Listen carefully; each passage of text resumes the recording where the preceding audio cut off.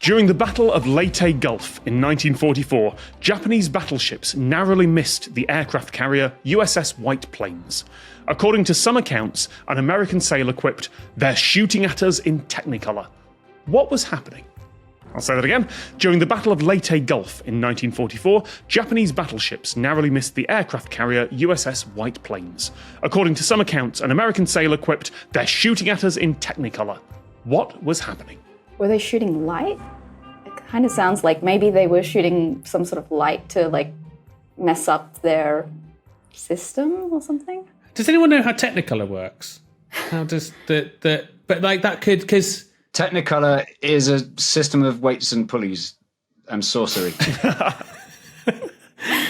It looks really good, Technicolor, doesn't it? Yeah. Sorry, this is definitely divergent, but I sort of realised recently how good Technicolor actually looks, in that the colours are so vibrant and it's got a real palette to it. And I was like, oh, they invented that ages ago, but I'd sort of possibly even prefer it to obviously the ultra realism that we have today. Well, it could be that when they say Technicolor, it's in an era when Technicolor didn't specifically mean brightly coloured, colourful films. They mean newfangled technology. So when someone bombs you with loads and loads and loads of technology that's very modern, you'd be like, this is Technicolor. You know, that's the word that means the most up-to-date and brightly lit thing.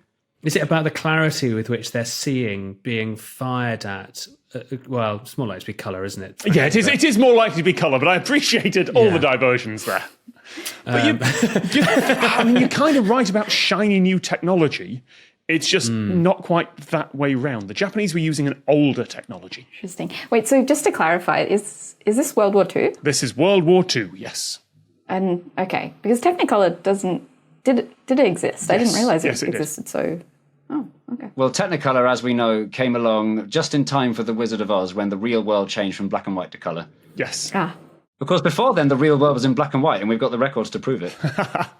It's okay, so hang on. That's really thrown me, though, you say. The Japanese using older technology. Yeah. You're on the right lines with technology. The Japanese using, like being fired at in Technicolor. Yeah. Oh, is the older technology more colourful then? Definitely. Than what they... Yes, of course. I mean, yes, because colour in weaponry doesn't necessarily correlate to advancement. It's a more colourful and therefore better weapon. Right, yeah. It's not how it happens. If anything... So this... As I don't remember from chemistry, there are sort of different elements that explode in different colours. Ooh. Something like magnesium and lithium and those ones on that side of the table. Has it got anything to do with that sort of business? Are they shooting them with fireworks? I mean, in the sense that there is... I ended the sentence differently to how I started it. I'm aware of that. A new thought popped into my head. If they're shooting them with fireworks, is there an accompanying... I mean, in the sense that there are rockets going towards the ship with explosive stuff in them, yes, I feel like the definition of firework has to be stretched a little bit for that to work. But I like that suggestion of it being about the colours of the explosions. Is that that seems like... Yes, not necessarily the explosions themselves. But the bits that, the ignition bit, you know, like the bit where they light the cannon fuse. Are you now? So now we need to say what colour it was. No, it wasn't the explosion where the colour was. Oh, the engines? No. Is it that there are different warning lights for different types of incoming? The ship's going to get damaged. So like red light means very soon. White light means very, very, very, very soon. And because there were so many missiles coming in, the alarms went off in Technica. No, it's not that. But are we talking things that are being fired at them, and it's the smoke coming out behind them before the explosion? It was the water that was turning bright colours. All these vessels are sea vessels. This is all happening on the sea, and the missiles are mostly going like through the sky from one bit of sea to another bit of sea. But they're missing because that's the crucial thing. They're almost hitting the USS. What's it called? And therefore, where they're hitting the sea. They're hitting rainbow trout. And there we go. Lots of rainbow trout. No, but obviously something about the impact with. So it's the reaction with water of whatever's in the explosive that's creating a new colour, or is it just the oiliness? Well, remember older technology. Older technology like gunpowder or radar. Radar's a good shout, Jay. Radar. Radar. But radar's not an old technology. That was It's World not. War II. That's the new one. Yeah. So So what's the old one? Oh, what did they have before radar? The Americans had radar. Oh, the Japanese had what then? And why would it turn the water different colours? they used to locate things not using radar, but some sort of system of weights and pulleys with coloured dye. I mean, not a system of weights and colours, Jay, but coloured dye is the right word.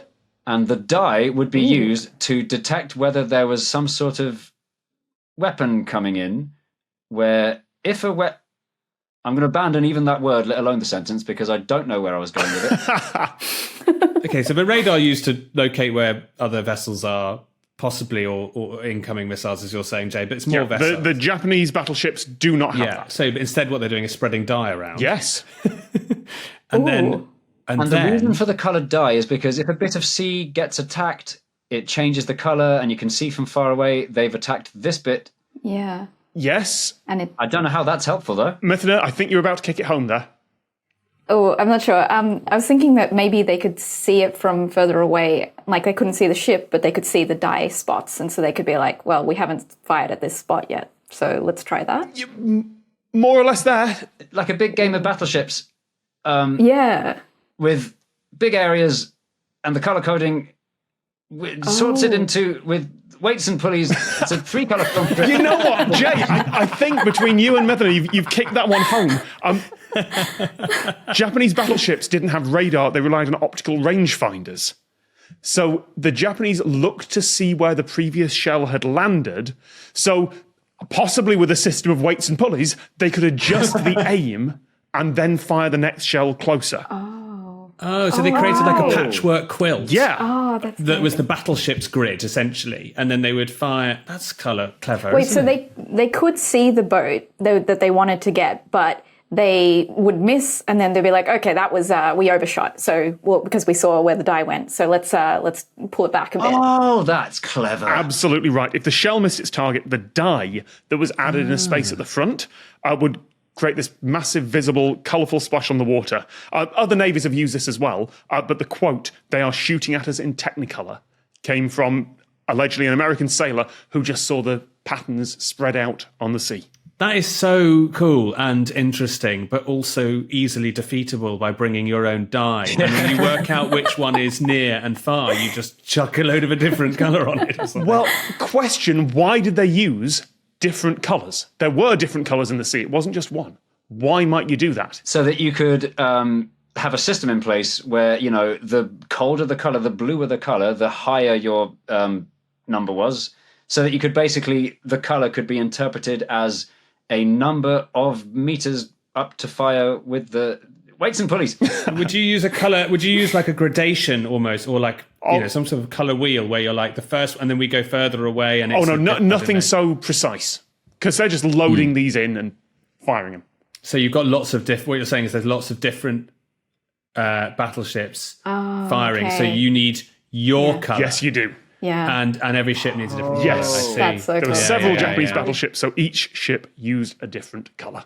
That is fun, isn't it? But then if you're on the ship and you've got 6 different colours around you, you're like, oh, we are numbered here. Honestly, we're in so much trouble. Is that mauve? Oh, God. Indigo's come into play.